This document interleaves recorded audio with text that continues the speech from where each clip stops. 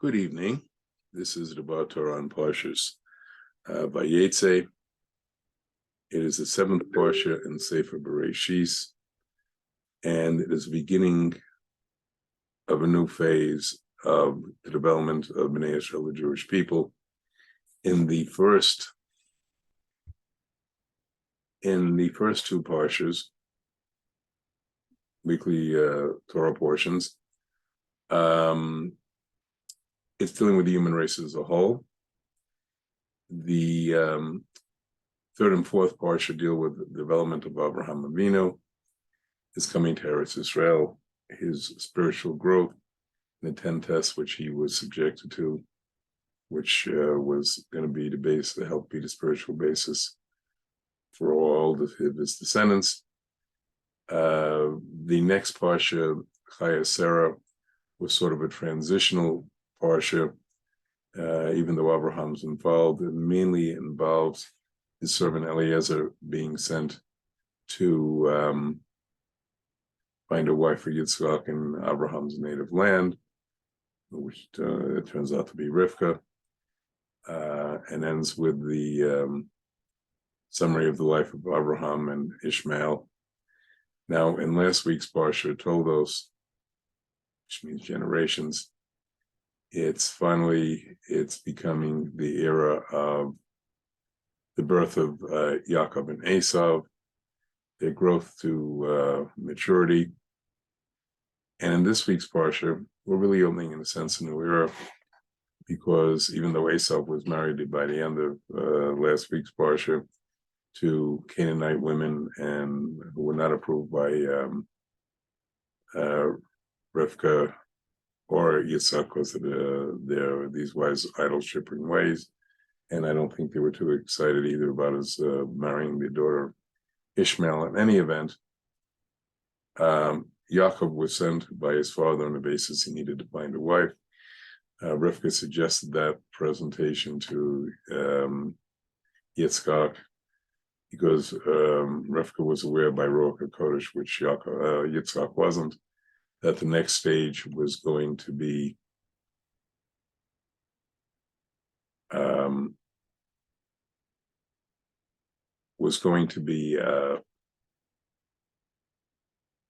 Yitzchak. Upon Yitzchak's death, Esav was planning to kill Yaakov.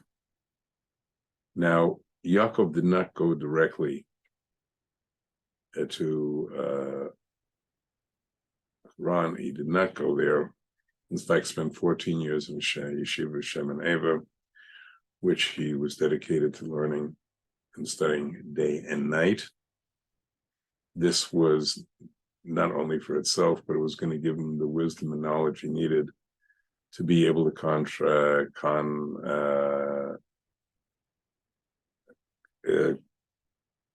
contrast and conquer the behaviors and trickery of Lavan, who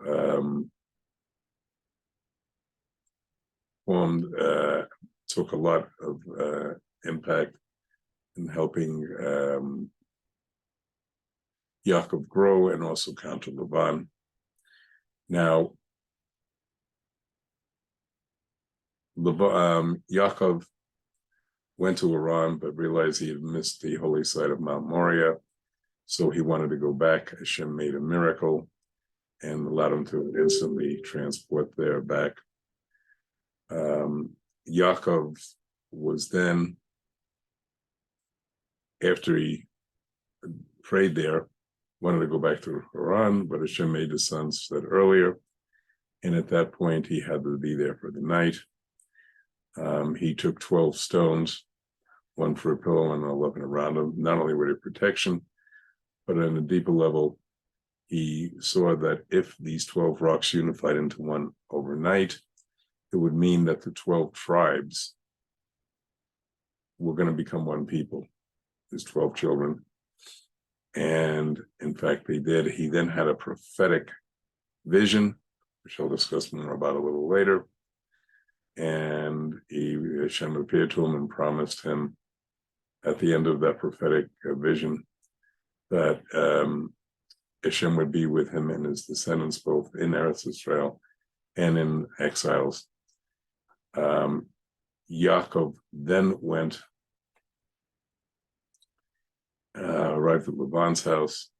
When he saw Rachel, even though there was a huge rock over the the well from which they watered the herds, sheep, flocks, he was so taken by seeing Rachel, he single-handedly, a sign of his incredible strength, rolled the rock away that it normally took all the shepherds working together to remove. From there, we see something even more incredible.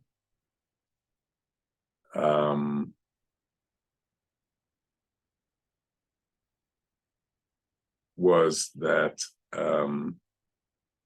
it was the beginning of his eventually marrying Rachel. And Laban came running, as it's described. Now, Laban, interesting, even though he was a trickster and a very evil person, Laban means white, but it hid the fact that he was really quite evil and dark. When he first came to see Yaakov, he ran to him and was shocked to see no camels, like when Eliezer came with all kinds of goods as a dowry for Rivka. And I'll explain why that happened in a second. He then hugged Yaakov because he was looking to see if there was any jewelry or other valuables on his body. And when that didn't work, he kissed Yaakov because to see if there was anything in his jewels being concealed in his mouth. Now, why did Yaakov come penniless? He didn't leave his father's home that way. Esav was commanded Eliphaz's son to kill Yaakov. However, Yaakov went to Eliphaz went to the concubine Timnah of Esav, and she advised not to kill him. Instead, he stole all of the goods and valuables of Yaakov, and as is explained in the Talmud, somebody who is extremely poor, it's in some ways as if they're dead, so he didn't lie to his father, at least not completely. He then went on. But so the question, why didn't Esav ever come and take care of his brothers and Eliphaz or somebody else to take care of his brother Yaakov in the first place? Had to explain that it was only with the 14 years of studies was Yaakov a match for Laban's trickery. If Esav or one of his sons had come there, he would have been enslaved by his trickery, and Esav was terrified of him, even though he was militarily strong and was very had defeated Nimrod, who was at that time the ruler of a good chunk of what we now call the Middle East. And then Yaakov agreed to work 7 years as a shepherd to marry Rachel. At the end of those 7 years, Laban tricked him and substituted Leah in Rachel's place. Now, interesting development here. Yaakov had originally been born by Rachel, that Laban was plotting a switch. So they came up with signs that would let him know at the one wedding night that they were, in fact, that it was really Rachel. However, Leah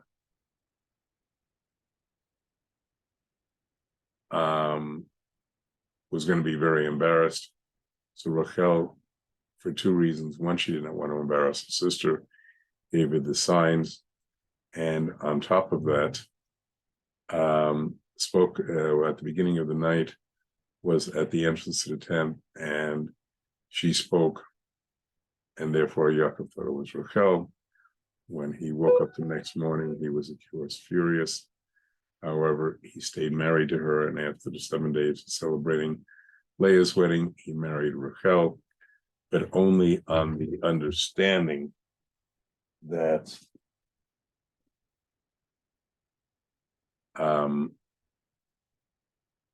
he would be able to marry her right away. A section of the Parsha, therefore, then develops the birth of 11 of the 12 tribes. The only tribe that was not born at that time, the son of Yaakov, was Benjamin. And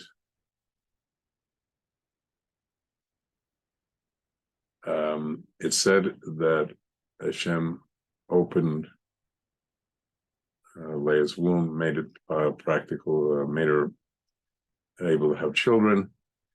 And because they said Hashem recognized that she was hated. Actually didn't mean hated, means she wasn't loved by Yaakov because of the circumstances. She had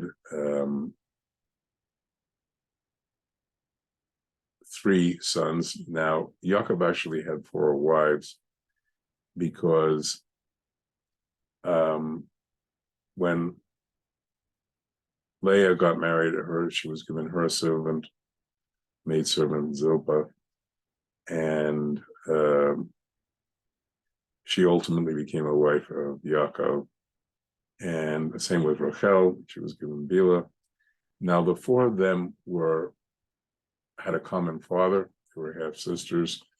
They had different. Zilpah and Bila had different mothers than Rachel and Leah had the same mother. Now, so therefore, you would think that each one of them would get 3 sons, 3 tribes.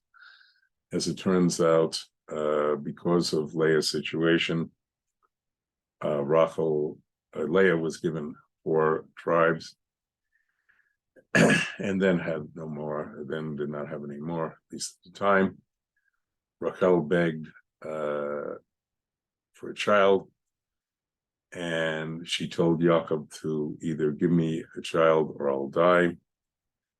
Yaakov got mad at her, not because she was so desperately wanted to have the tribes, but because one, as it was the Tzaddik or Tzedekah, righteous person, should not make even a conditional curse upon themselves, because it could ultimately come true. And it did in Rachel's case when she died later in childbirth with Benjamin, as we'll see in next week's Parsha. She then, at that point, gave Bila to be a wife to Yaakov. 2 sons were produced through that union. Leah, seeing that she could not have the children, and more children at that point, did the same with Zilpah, and did had another 2 tribes. Then Hashem, because of a certain kindness done by Leah for Rachel, had 2 more tribes, 2 more children. Finally, Rachel was blessed by Hashem and was able to have children. At the point of her having those children, the first child she had was Yosef. Now, Leah had 1 more child, whose name had 1 more child named Dinah. Now, when it talked about Rachel and Leah, it's very interesting that they mention each time they had a child, they conceived, and they gave birth. With Dinah, it only mentions giving birth.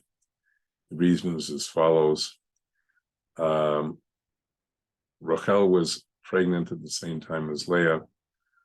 By prophetic insight, Leah knew that she was carrying a son, and Rachel was carrying a daughter, which would have led to Rachel only having one tribe of the tribes, while the other three wives had at least two of the tribes. So she prayed, even though it was past the normal time of determination of agenda. And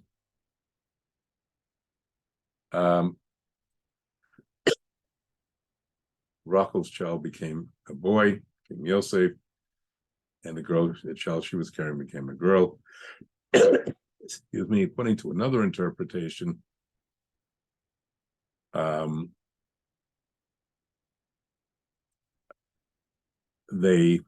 babies actually switched wombs, and Leah wound up carrying Rachel's child, girl, and vice versa. Leah, who had Yosef, who would conceive Yosef, went to Rachel. In any event, at that time, Yaakov decided it was time to go back to Eretz Israel. Lavan did not want to lose him because he'd become prosperous since Yaakov was there. He asked him what wages he wanted. He wanted certain types, colors of sheep and goats.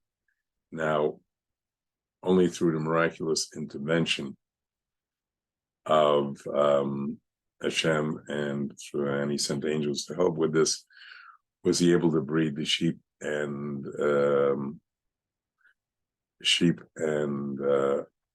other flocks in such a way that all of the certain types of animals, spotted and striped, etc., went to Yaakov, and very few went to Lavan. Lavan and the sons became jealous. Yaakov fled with Leah and Rachel's approval from Lavan. Lavan eventually caught up with him. Hashem appeared at night and told Lavan he could not do anything to the good or bad to Yaakov. Bad is obvious. Good because a blessing of a rasha, of an evil person, it could be extremely damaging, as we saw, because of the blessing of Lavan and his mother to Rivka. She could not have a child for 20 years. And then the Parashat then ends with Yaakov and Lavan making peace. Yaakov goes back, Lavan goes back to his home, and Yaakov is about to enter Eretz Israel, and the angels who had been accompanying to them left, and a new group of angels came to be there for Yaakov as he entered Eretz Israel. Now, there's a few major points I'd like to focus on. The first thing is the prophetic dream. Now, there are many interpretations of the prophetic dream. I would like to focus on one dealing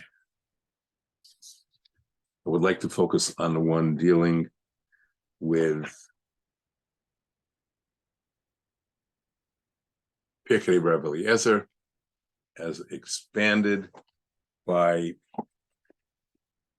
or extended, because there's part of it was censored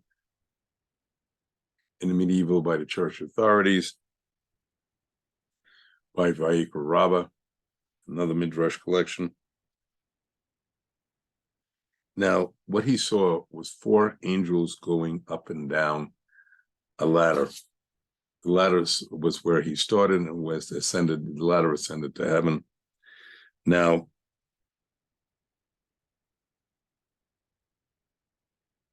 these 4 kingdoms are effectively the same 4 kingdoms that were mentioned in the Brit of the Sarim when Abraham asked for a sign, and within that vision, it alludes to the 4 exiles. Now, to explain, Bnei Israel, the Jewish people, actually went through 5 exiles. The first exile was that of Egypt, and according to some sources, there was a fifth angel started the whole process. That's explained by the Tosso of Rosh and Dasa Kanim. The Prince of Egypt, the angelic Prince of Egypt, ascended 210 rungs, they came down because those were 210 years of exile. Now, that could have been the only exile. In fact, the mountain might not have even been necessary if things had developed different in this prophetic vision of Yaakov. Now, the first angel he saw went up 70 rungs. That was the Babylonian Empire. After the first temple was destroyed, we were exiled by Nebuchadnezzar, and that angel then descended.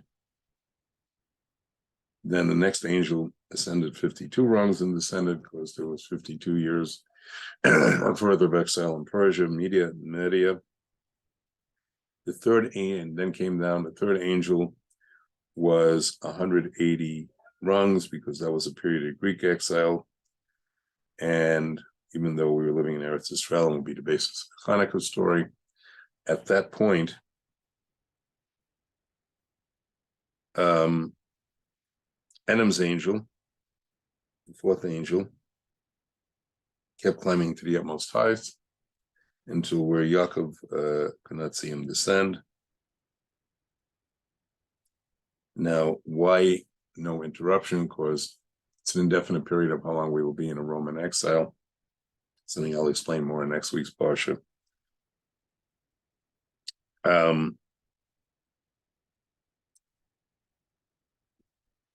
And he became frightened.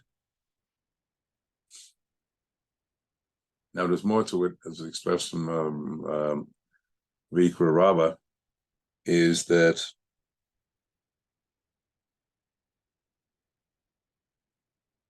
Hashem says to Yaakov, you can ascend too.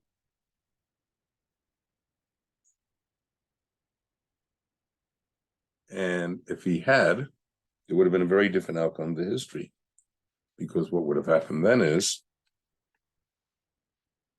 if he had ascended, the angel of Esau would have been thrown out off the ladder, and there would not have been need for any exiles. However, Yaakov being such a tzaddik, that would only work if he did not commit any sins going up the ladder or had any fear. And because of that,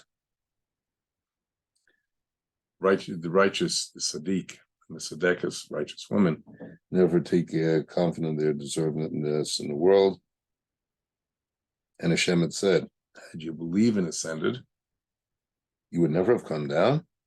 Now your descendants are destined to be enslaved to the 4 monarchies of the world. Explain another level, if he had done that, his whatever little evil inclination that Yaakov had, which is very small, would have been eliminated, and he would have been perfected.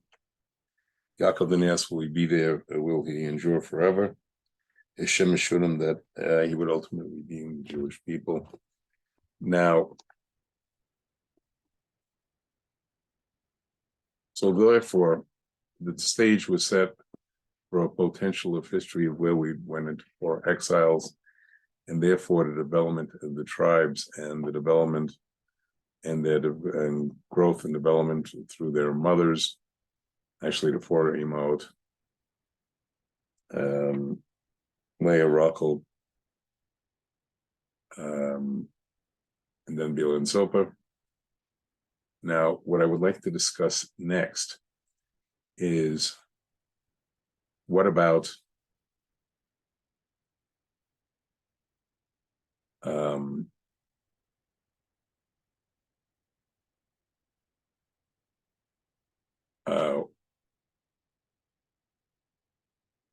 is Leah and Rachel. What about them? What roles do they play? Now, there's a lot of conflicting facets to this, which I'm going to try to briefly reconcile.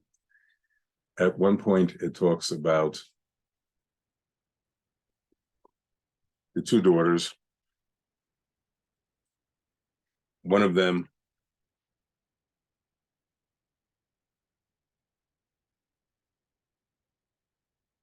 as they said,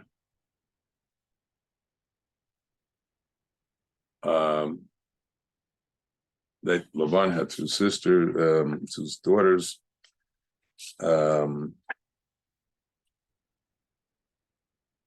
and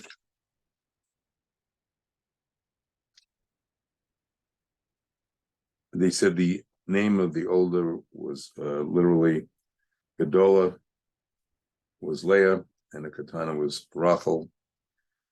And it said Leah's eyes were rakut, soft or tender, and Rachel, I saw Yifat Tohar and Yifat Ra'eb, was beautiful of form and beautiful of appearance. Now, what that means is open to a number of interpretations. It also says that Rachel, Yaakov loved Rachel. However, elsewhere it says that Leah was the ideal wife for Israel, the alternate name that Yaakov will get in next week's Parashat. And if he had married Leah first, without the trickery of Laban, he would not have wanted, he wouldn't have been so attracted to Rachel. And at one point, well, they're in Laban's house in Haran, Leah was somebody who liked to go out more, who liked to be somewhat more adventurous and explore, where Rachel was more devoted to spiritual matters. Yet later on, it's described that Leah was an extremely spiritual individual, and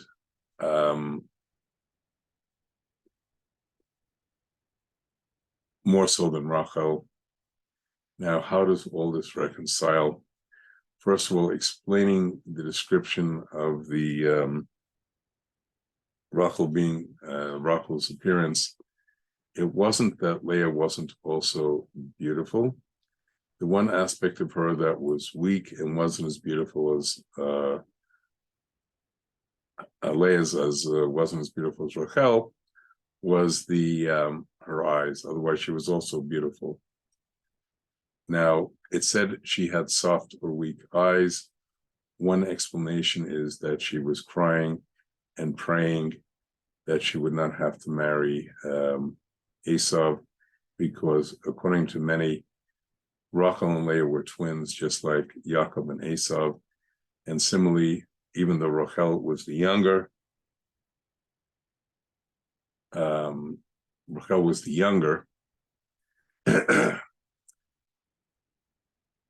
she was conceived first and Leah was conceived second, but they were born, birth order was the opposite, same with Yaakov and Esau, and she felt because she was the Bechorah, the firstborn of her father, so she'd have to marry Esau and did not marry such a Rasha. Now she was rewarded for that because she not only didn't have to marry Esau, her prayers were answered, she became the mother of 6 of the tribes. And one of the meanings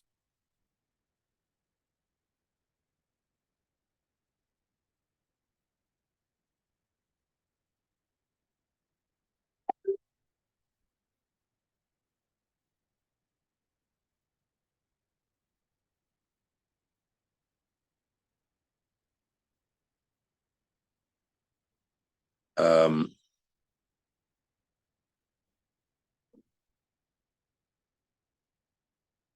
and it has another meaning. Another meaning is that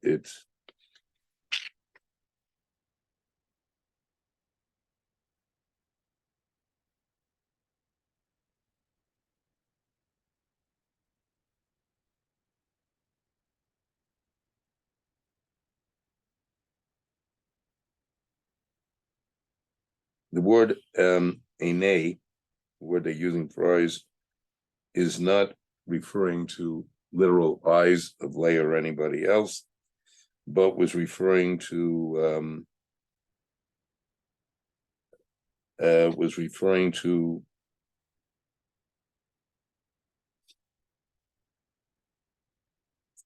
but to leaders, and that's also indicated by the word rachot. It's a shortened version of rachu, rukuat, long.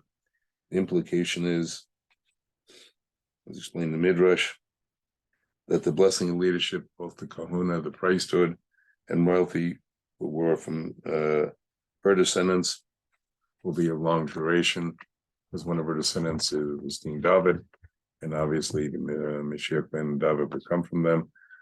Rachel's two tribes became from a Yosef, ruled briefly in Egypt, but his kingship did not last. And Benjamin was king, had one king, which was Shaul, and eventually it then switched to the Davidic dynasty. So how do we reconcile all this? Was that it depends which life stage we're talking about. In the stage of the development of the tribes when they were in Laban's house, Rachel represented the more spiritual, represented the maintaining of the Jewish home, the foundation of the Jewish home, raising the children, and being dedicated to more spiritual matters, while Leah was developed to the more secular. That was then. As after Yaakov also had a more spiritual side, known as Yisrael, Leah became the primary wife, because in terms of role models, Rachel throughout the ages represents the Jewish women who not only can be successful in her own right, but is also leading the leader of the family and the basis of the family, as we see in the whole in Mishlei Proverbs, Esheskal, the righteous woman. And however, Leah represents the eternal Jew, the eternal faith. I've seen many people who moved away from being complete Jews, completely religious, yet at the time of testing of whether they would stay Jewish or convert, their what they call the Pentelia, the little Jew within them, always that flame always rose. And also at the end of days, the 10 exiled tribes, we don't know who they are, or whether they're exiled to, that never came back to Eretz Israel. The spiritual flame represented by Leah will reignite, and they will resume the role of complete Jews in every sense of the word. Now, because of the whole evolution of our history, there's one significant event that I would like to finish with at the end. The Parashat says that Lavan went back to his place after he made a covenant with Yaakov. Now, that can only mean he just went back geographically to his home.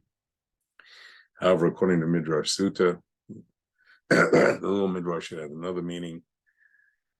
Hashem said that Lavan couldn't directly impact on Yaakov, so he decided to do it indirectly, according to the source. And he sent a letter to Esau saying, you know that brother of yours you thought might have gotten better? Well, he hasn't.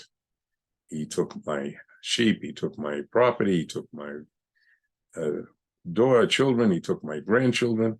And Esau, who would finally, after 20 years, was getting over what had happened with the stealing of the blessing, said, okay, if that's the way my brother, I hasn't changed at all, I'm coming to get him. He sent a letter to Rivka, saying, Esau still has blood in his eye, he's out to get Yaakov. Please convince Yaakov to try to pacify him. And as we'll see in next week's parsha, it led to all kinds of negative consequences. In any event, one message you should take, that no matter how challenging times are, we have Hashem's promise that he will be there for us at all times, and both in Israel, outside of Israel, through every challenge, Hashem has been there for us. May we always keep that in mind, and may good Shabbos and Shabbat Shalom.